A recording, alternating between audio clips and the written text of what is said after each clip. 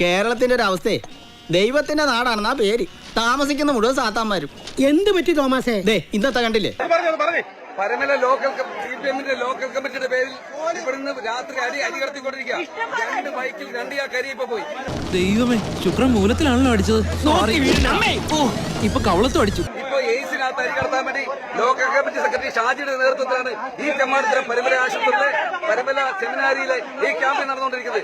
ഇത് അന്യായമാണ്. കുടുംബത്തെ കയറ്റം കൊള്ളൂല്ലേ? കഴിഞ്ഞ 5 ദിവസമായി ഈ രാത്രി കാലങ്ങളിൽ 9 മണിക്ക് ലൈറ്റ് ഓഫ് ചെയ്യുകയും ഈ ഇരുട്ടിന്റെ മറവിൽ ഇവിടുന്ന് ഭക്ഷ്യധാന്യങ്ങൾ, ഈ പാവപ്പെട്ട ആളുകൾക്ക് കൊടുക്കുന്ന ഭക്ഷ്യധാന്യങ്ങൾ ഇവിടുന്ന് കടത്തിക്കൊണ്ടിരിക്കുകയാണ്. അതാണ് ഞങ്ങളുടെ കുടുംബത്തിന്റെ മഹിമ. എല്ലാ പൈപ്പറും നല്ല അടിപൊളിയാ. അവൻ കക്കും കുറിപ്പ് വെക്കും, അത്രേ ഉള്ളൂ.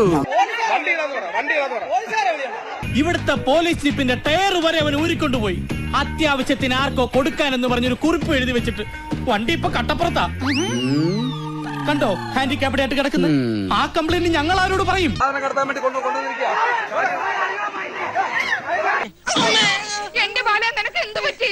ഒന്നും പറ്റിയില്ല. ഒരു ജീപ്പായിട്ടൊരു ചെറിയൊരു ഏറ്റുമുട്ടൽ. ഈ കട്ടിള ഗോപാലൻ എന്നൊക്കെ പറയുന്നവനെ ഓടിച്ചിട്ട് പിടിച്ച് കെട്ടിയിട്ട് വെടിവെച്ച് കൊല്ലണം.